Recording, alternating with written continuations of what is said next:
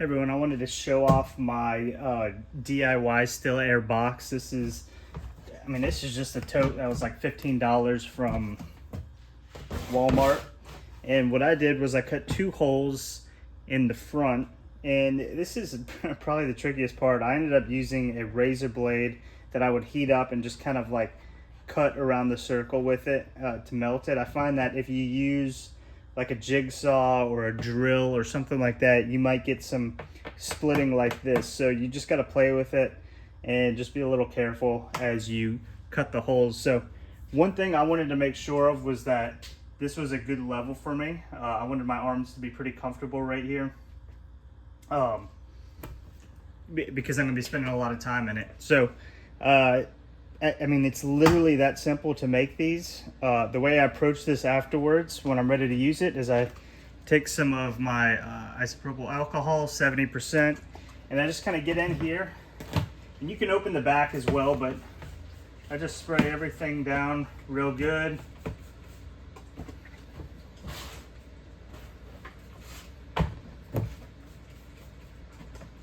And I let it sit for a while. And then after it's sat for a little bit, it'll either be still damp in there. I mean, I let it sit for about 10-20 minutes. A lot of times I'll let it just air dry.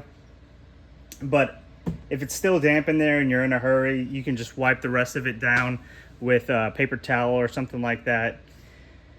And then afterwards, once it's been about, like I said, 10 minutes or so, you can put these in here.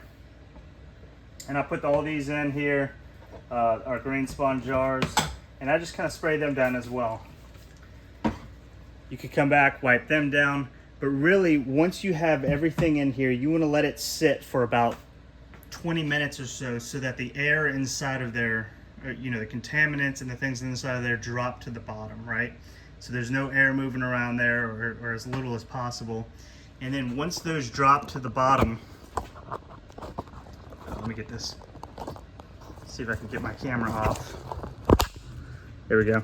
Yeah, once they drop to the bottom down there, you can do your work up here where there's, not as many contaminants and things like that flying around. So one thing to keep in mind when you're using this, do not sit anything on the ground that you're eventually going to kind of move back to the top.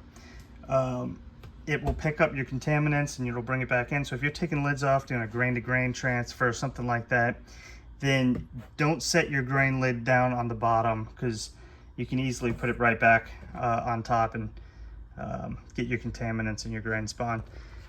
The other thing is, be very generous with your alcohol. I spray everything and wipe it. Sometimes I do it 2 times.